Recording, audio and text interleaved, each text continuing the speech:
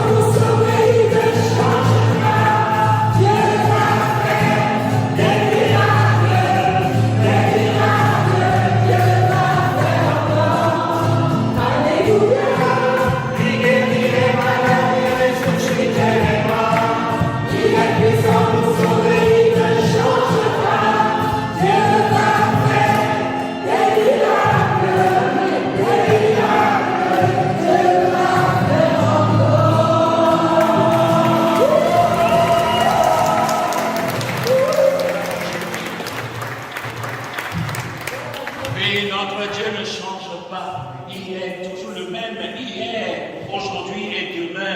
C'est lui qui est là au milieu de nous. Il va faire encore tout ce qu'il a fait, Seigneur Jésus. Tout ce que tu avais fait, tu le fais encore aujourd'hui. Tu vas manifester vraiment ta présence au milieu de nous.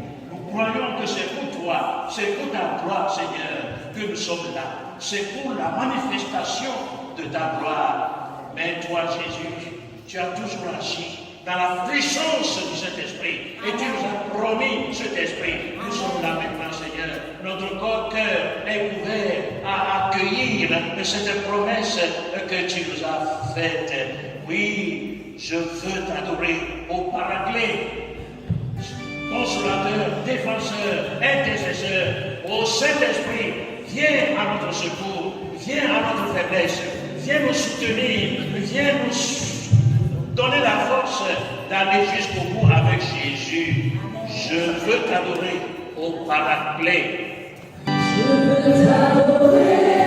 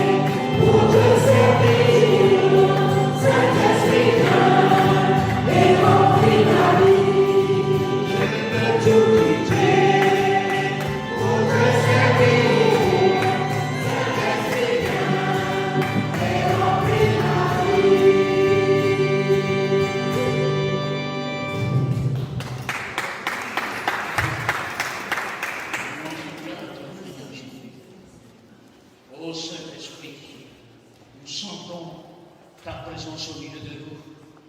Viens, Seigneur Esprit Saint. C'est toi qui conduis aujourd'hui l'Église. C'est toi qui es l'autre Christ au milieu de nous. C'est toi qui mets en œuvre tout ce que Jésus a fait et dit. Oui, Saint-Esprit, puisque tu es la promesse de Jésus et que maintenant que tu es là, transforme nos vies. Nous voulons être vraiment une offrande à ta gloire. Prends-nous tels que nous sommes en vue de nous transformer à ton image. Jésus, toi qui nous as promis d'envoyer l'Esprit Saint, et tu l'as fait, et il est là au milieu de nous. À tous ceux qui te prient, ô Dieu, pour porter au monde ton feu de salut, ton feu de vie, ton feu d'assurance, ton feu qui brûle, qui consume, qui nous libère. Jésus, toi qui as promis.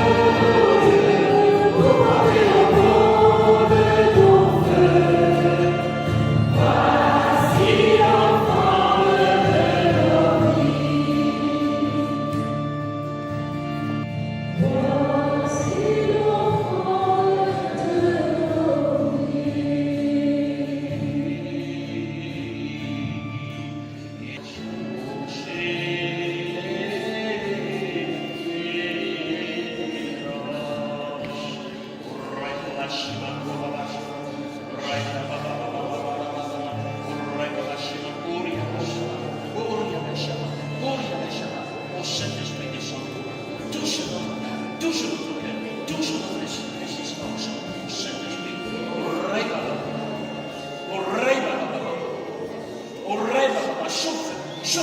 chauffe tous les parties souffrantes de notre corps. Au Saint-Esprit, descends, viens nous envahir, viens nous scruter, viens nous guérir, viens nous consoler. Au Saint-Esprit, consolateur, défenseur, intercesseur, viens au secours de notre faiblesse. Toi, Esprit Saint, tu es la présence de Jésus au milieu de nous. Transforme notre cœur, ouvre notre cœur à accueillir la puissance de la parole de Dieu. Au Saint-Esprit, viens à nous. Tu es notre hôte intérieur. Descends.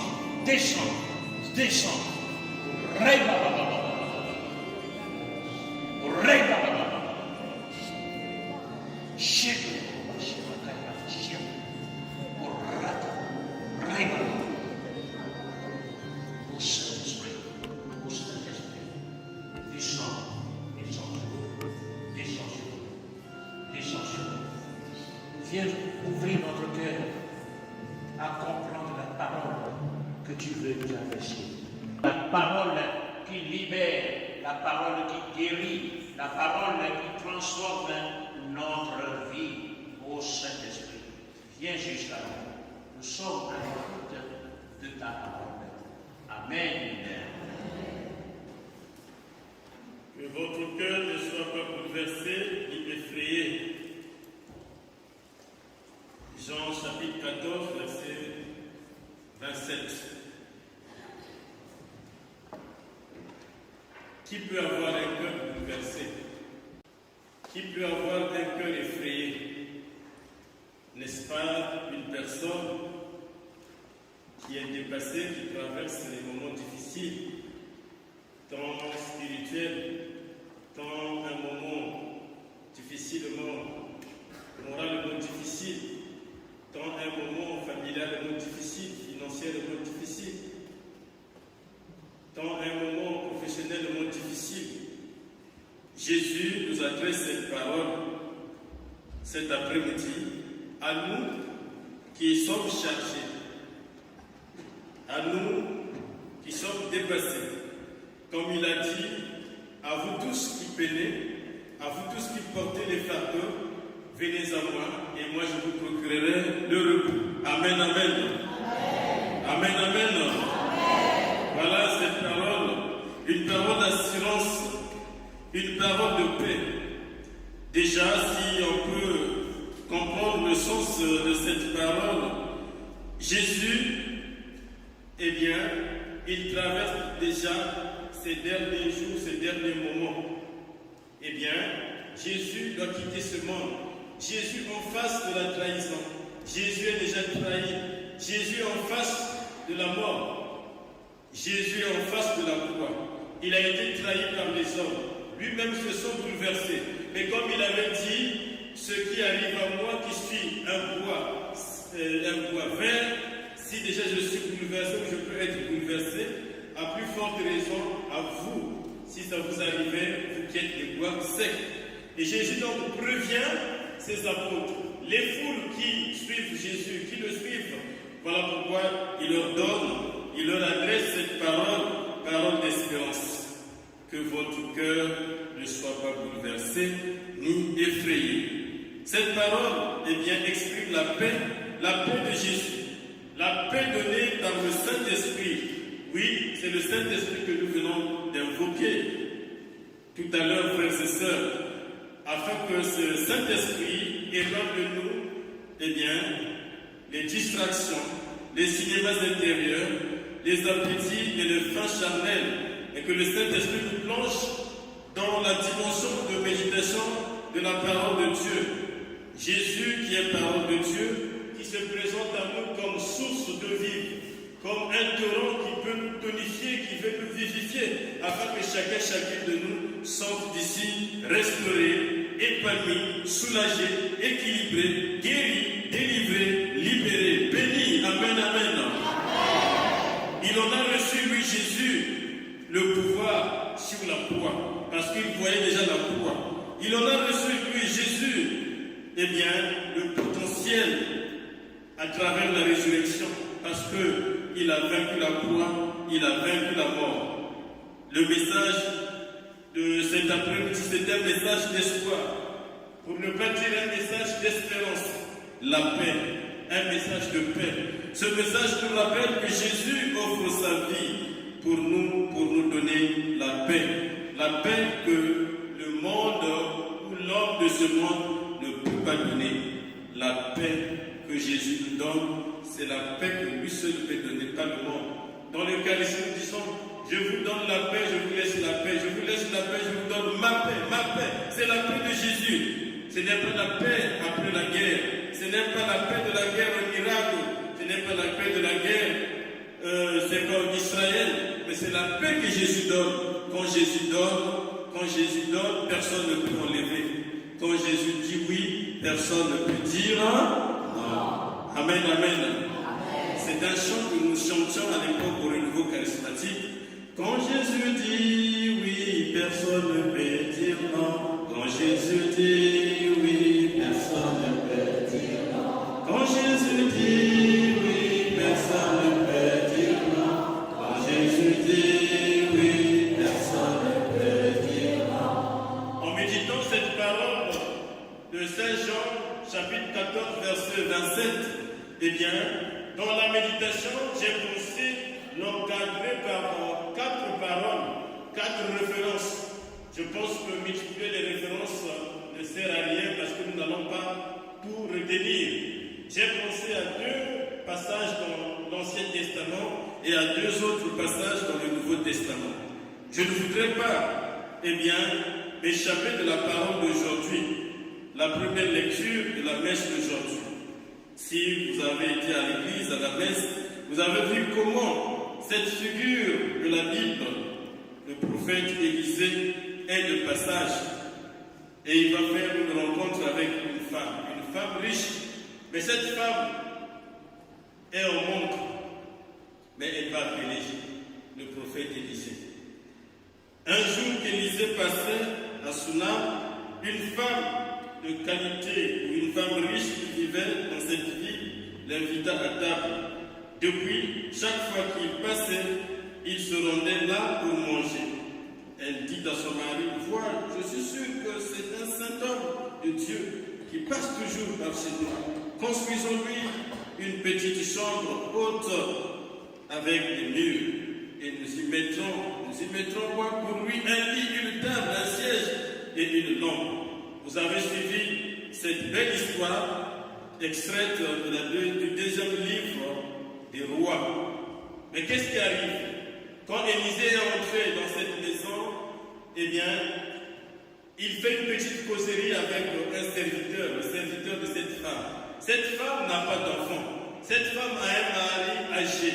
Donc, un grand monsieur, un vieil homme, on peut dire que, eh bien, un couple fini qui ne peut pas procréer. Mais dans les pourparlers avec le serviteur, eh bien, le prophète demande qu'est-ce qu'on peut faire pour cette femme qui nous accueille. La réponse du serviteur, cette femme n'a pas d'enfant, n'a pas de fils. Alors pour le bien que Élisée reçoit, pour cet accueil qu'Élisée va recevoir en faveur par cette femme, eh bien, Élisée va donner une prophétie pour dire que l'année suivante, au pareil moment, tu toucheras un enfant par tes mains. Amen, amen. Amen.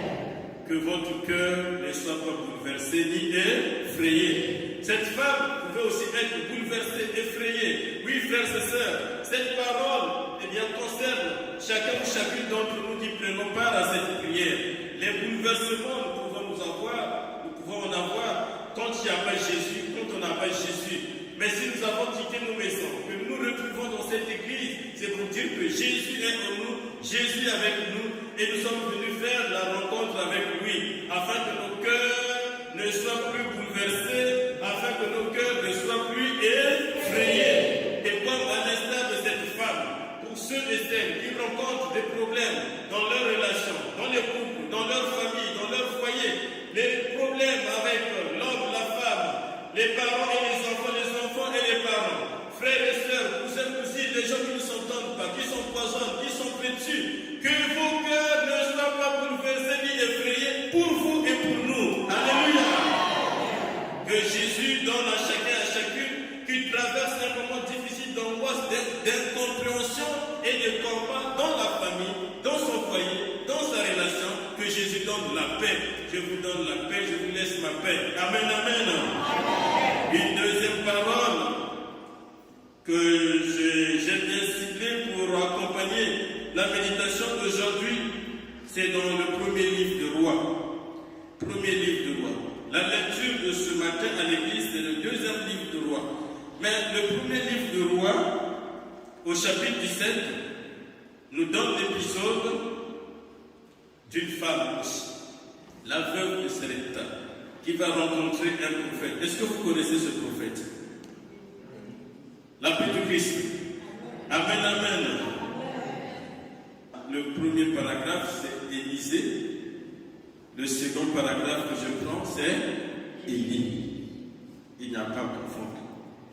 Alors, qu'est-ce qui se passe? Élie, dans sa condition de prophète, bouleversé, incompris, maltraité, affamé, assoiffé, se retrouve devant une veuve.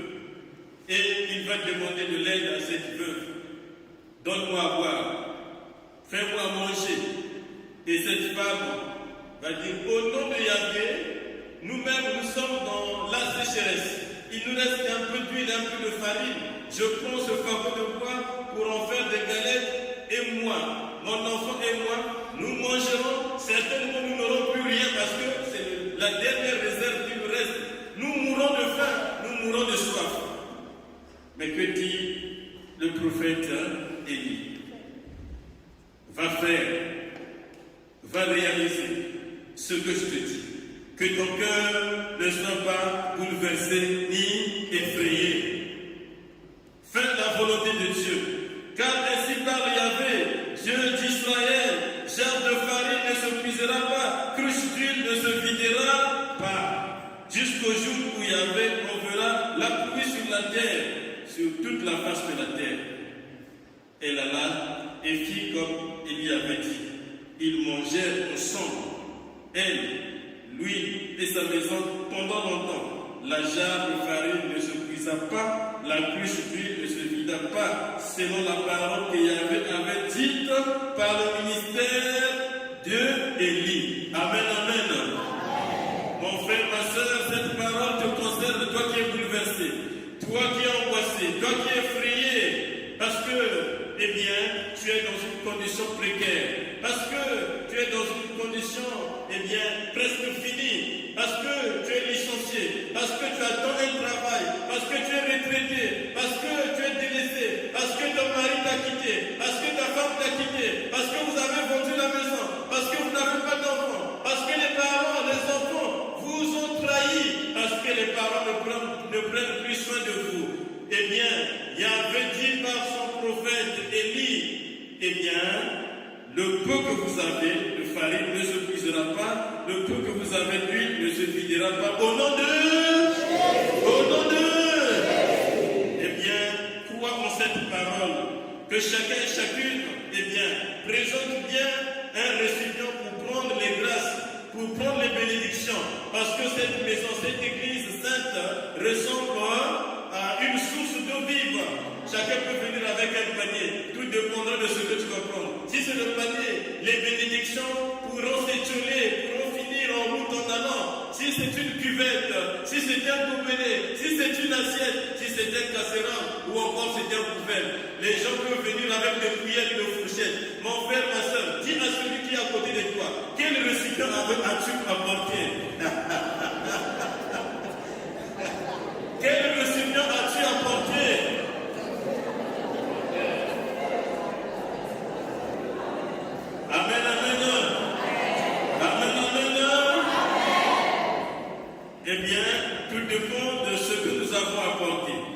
notre cœur? Est-ce que notre cœur est bien limpide? Est-ce que notre cœur est encombré? Est-ce que notre cœur ressemble à un tamis? Est-ce que notre cœur ressemble à un panier? Est-ce que notre cœur ressemble à une cuvette, à un bol, à une tasse, à une fourchette, à une cuillère, à un couteau? Chacun recevra selon son cœur. Chacun recevra selon. Et dans le Nouveau Testament, frères et sœurs, puisque nous avons lu le paragraphe de Saint Jean, au chapitre 14, verset 27, je voudrais poursuivre avec un récit aussi de Saint Jean sur la pêche miraculeuse. Notre passage d'aujourd'hui, Jean 14, c'est avant la mort de Jésus. Jésus en face de sa mort. Il voit ce qui va arriver à ses apôtres. Bouleversement. Bouleversement de cœur. Dépassement. Eh bien, puisque ce sont des humains, ils n'ont pas fait exception à la règle. Ils ont été bouleversés. Nombreux ont compris Jésus après la résurrection. Et d'autres après les apparitions. Qu'est-ce qui se passe? Jésus est mort. Et chacun va reprendre son activité. Et dans la pêche miraculeuse, Jésus va apparaître au bord du lac de Tibériade. Jean chapitre 21, déjà à partir du verset 1 jusqu'à la fin c'est le verset 25. Nous pouvons comprendre cette parole qui nous dit, après cela, Jésus va se manifester à quelques disciples. Mais comment ça va se passer? Pierre et les autres sont dépassés, bouleversés, pris de panique. Ils ne savent plus à quel sens se poser. Mais pourtant, ils étaient apôtres et disciples de Jésus. Ils ont vu Jésus. Ils ont mangé avec Jésus. Ils ont bu avec Jésus. Ils ont dormi avec Jésus. Si Jésus vivait à notre époque, on peut dire qu'ils ont mangé de la pizza chaude avec Jésus. Et comme vous aimez le poulet croustillant, certainement ils pouvaient bien manger aussi. Ils auraient mangé du poulet croustillant avec Jésus. Donc ils connaissaient bien Jésus. Mais tout ce que Jésus a dit, est-ce que tout le monde en a gardé le cœur, le récipient? Quel type de cœur, mon frère, quel type de récipient as-tu apporté? Pierre dit, je m'en vais à la pêche. Les autres disent, nous aussi nous allons avec toi. Ils partirent, montèrent dans le bateau, dans la barque, et ils se mirent à pêcher toute la nuit, mais sans rien prendre. Vous conviendrez avec moi que Pierre, Simon, c'est un spécialiste de la pêche. Jésus l'a pris pendant qu'il est en train de... Mais ici, lui qui est pêcheur, il connaît les heures pendant lesquelles il peut attraper des poissons, des petits et des gros. Il va pêcher toute la nuit. Il sait bien que c'est dans la nuit qu'on peut attraper toutes les quantités de poissons. Et ils vont le faire toute la nuit sans rien attraper. Or, le matin, c'est le matin. Mais Pierre sait que le matin, on ne peut pas avoir de poissons. Or, le matin déjà venu, Jésus se tint sur le rivage. Pourtant, les disciples ne savaient pas que c'était Jésus. Nous aussi, parfois, ne savons pas que Jésus passe à travers une simple parole, à travers un simple conseil, à travers une simple louange. Pour louer, parfois, nous avons du mal. Pour chanter, même si nous connaissons les chants, nous avons du mal à chanter. Mais Jésus passe par des petits gestes. Les apôtres ne savaient pas. Jésus leur dit, mes enfants, n'aurez-vous rien à manger? Ils lui répondirent, non. Il leur dit, jetez le filet à droite du bateau et vous trouverez. Mon frère, si c'était toi, Pierre, un spécialiste de la pêche, tu as pêché toute la nuit. Tu sais que c'est la nuit que je peux trouver des poissons et tu n'as rien trouvé. Pauvre moi, Delphin, j'arrive vers toi, je te dis, tu n'as rien trouvé? Jette là-bas. Quelle insulte recevrai-je de ceux et celles à qui je vais adresser la parole? Pierre ne va pas finalement serrer son cœur. Il va accepter. Il va jeter le filet. Même s'il n'avait plus de force pour le tirer, parce qu'il était plein de poissons. Le disciple que Jésus aimait dit alors à Pierre, c'est le Seigneur, l'apôtre Christ. Amen, amen. Amen, amen. Mais la parole est merveilleuse. Simon-Pierre se rend compte que c'est Jésus, il met son vêtement. Et alors, quand ils vont attraper, remonter le filet, eh bien, ils vont ramasser tant de poissons que le filet semble se déchirer. Alors Simon-Pierre monta dans le bateau et tira à terre le filet plein de gros poissons. 153. Quoiqu'il y aura eu tant, le filet ne se déchira pas. Jésus leur dit, venez déjeuner. Ceux qui avaient faim, ceux qui n'avaient rien trouvé, Jésus leur donne du poisson, il leur donne à manger. Quand Jésus dit oui, personne ne peut dire non. Jésus dit oui, personne ne peut dire non. Quand Jésus dit oui, personne ne peut dire non. Quand Jésus dit oui, personne ne peut dire non. Qu'est-ce que tu traverses? Qu'est-ce que tu vis, mon frère, ma soeur, en ce moment ou ces jours-ci? Quelle est la misère? Quelle est la problématique? Quel est le problème, l'angoisse? Quel bouleversement traverses-tu? Jésus te dit, peut-être que tu as jeté le filet à gauche. Maintenant, à travers la prière de cet après-midi, jette le filet à droite.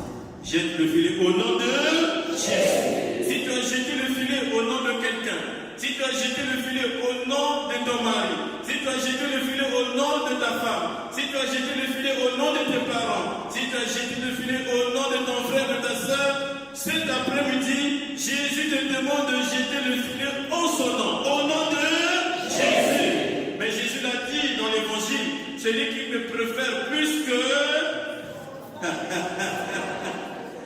Mais si tu l'as préféré plus que toi, ton mari, ta femme, tes enfants, aujourd'hui, il faut le préférer au premier plan.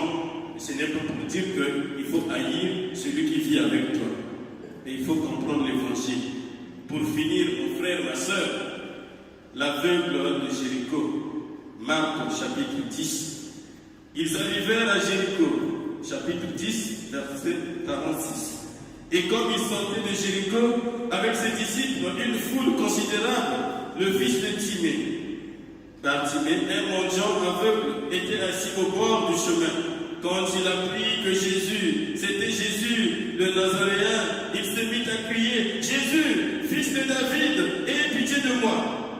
Mon frère, ma soeur, tu as les myomes, les kystes, les cancers, l'opération en vue. Tu as du mal à concevoir. Tu as du mal à trouver un partenaire idéal. Tu as du mal à t'accorder dans ton foyer.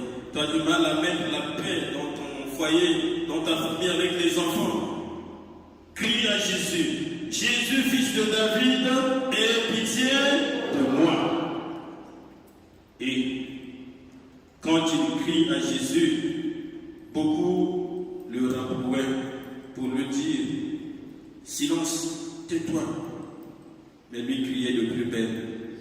Les gens aussi vont te décourager pour dire, mais chaque mois, on te voit à l'hôtel, qu'est-ce qu'on n'a jamais vu avec un panier rempli de fruits. C'est des gens comme ça qui nous rappellent aussi, qui nous découragent. Qu'est-ce que tu vas attraper? Et il y a un moment pour tout, nous dit l'Ecclésiaste. Il y a un moment pour prier, pour travailler, pour dormir, pour rire, pour manger. Le moment de louer le Seigneur, d'invoquer son nom est très important dans la vie d'un homme, d'une femme, dans la vie d'un croyant. Amen, amen. Et lui, pendant qu'on le retrouvait, nous dit l'évangile, il criait de plus belle. Fils de David, ayez pitié de moi. Devant les barrières de ceux qui te découragent, toi crie davantage Jésus. Mets ta confiance en Jésus. Il a dit dans sa parole, il n'abandonne jamais ceux qui crient à lui nuit et jour. Tu as crié à lui aujourd'hui, demain après-demain. Ne pense pas qu'il est trop tard. Il s'appelle le temps. Le temps de Jésus finit par arriver au moment opportun. Amen, amen. Fils de David, aie pitié de moi. Jésus s'arrêta et dit, appelez-le. On appelle l'aveugle en lui disant, aie confiance, lève-toi, il t'appelle. Ceux qui le rapprouvaient, ce sont les mêmes que Dieu utilise pour dire, il t'appelle, aie confiance, lève-toi, va vers Jésus. Mon frère, ma soeur, que tous ceux, toutes celles qui te découragent, qui te lapident avec leurs mains, qui te lapident avec leur bouche, pour dire des paroles de condamnation, de malédiction, de destruction, de mort, soient confondus au nom de... Que toutes les mains qui sont utilisées pour invoquer des mauvaises choses soient utilisées pour te bénir. Amen, amen. Que Jésus, quand Jésus dit oui, personne ne peut dire non. Quand Jésus dit oui, personne ne peut dire non. Quand Jésus dit oui, personne ne peut dire non. Quand Jésus dit oui, personne ne peut dire non. Que le Seigneur Jésus, lui qui est le torrent, l'eau vive qui tonifie, qui inonde, nous donne d'entrer dans le Siloé, dans sa source d'eau vive, afin que nous sortons purifiés, renouvelés, lavés, guéris, bénis, restaurés, délivrés et libérés au nom du Père et du Fils et du Saint-Esprit.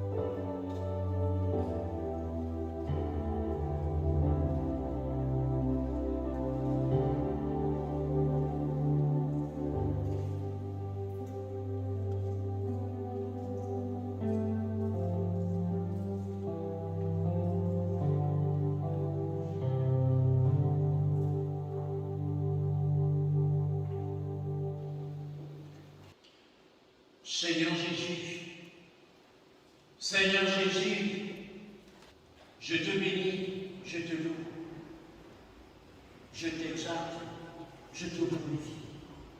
Tu es mon Dieu, toi qui étais le Dieu des armées. Tu es devenu le Dieu des armées. En acceptant de te désarmer, Seigneur, tu as désarmé tout ce qui nous fait peur dans la vie, tout ce qui nous bouleverse. Tu as désarmé nos peurs, nos doutes, nos angoisses, nos tristesses, nos souffrances, nos maladies. Tu es le même hier, aujourd'hui et pour toujours. Souviens-toi de ce que tu as fait à Daniel. Nous tous qui sommes devant toi, Seigneur, nous sommes victimes des souffrances. Ce n'est pas toi qui nous as envoyé ces souffrances, nous sommes victimes. Daniel n'a rien fait, mais on l'a jeté dans les fosses lions. Mais Seigneur, au nom de sa foi, tu l'as gardé. Aucun lion n'a porté sa gueule sur lui. Il est sorti, vivant. Nous aussi, Seigneur, nous te supplions, fais-nous sortir de tout ce qui nous fait peur. Fais-nous sortir de tout ce qui nous angoisse. Délivre-nous, ô Jésus. Souviens-toi de ce que tu as dit ce jour-là où tu as reçu la parole à proclamer dans le temple. L'Esprit du Seigneur est sur moi. Il m'a consacré par l'onction. Il m'a envoyé libérer les prisonniers, renvoyer en liberté les captifs. Oui, Seigneur Jésus, nous nous sentons captifs, prisonniers de beaucoup de choses dans notre vie, puisque tu es venu nous libérer, tu es venu nous délivrer. C'est pour cela que nous sommes là, ô Jésus. Fais que chacun de nous sorte d'ici avec le cœur léger, le cœur libéré de toute peur. Je sais, Jésus, et j'y crois que tu le feras. Voilà pourquoi j'ai choisi de ne plus vivre pour moi-même, mais pour toi. Je veux n'être qu'à toi et à toi seul. Reçois de moi aujourd'hui le parfum qui t'est dû, la beauté de ton nom en mon âme éperdue. Oh Jésus, nous voulons n'être qu'à toi et à toi seul.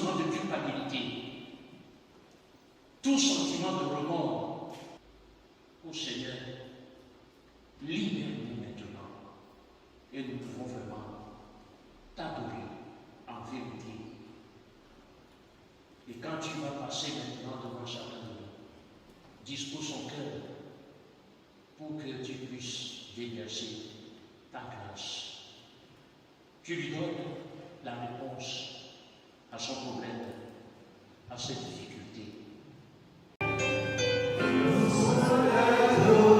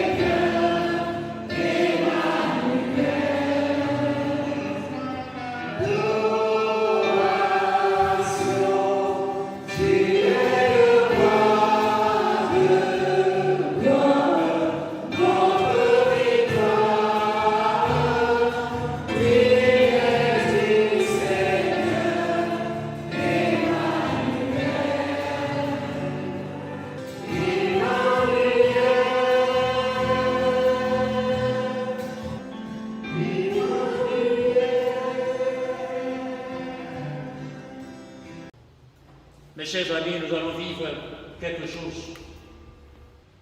Ce jour-là, cette femme qui perdait du sang, elle a consulté tous les médecins de sa commune, mais elle n'a pas trouvé la guérison. Et ce jour-là, elle a décidé, elle a entendu parler de Jésus. Elle a dit, oh, si j'arrive à toucher son manteau, je serai guéri. Toi aussi, c'est cette démarche que je te propose cet après-midi. Si tu le veux, tu viendras toucher le manteau de Jésus. Vous voyez Jésus à l'autel.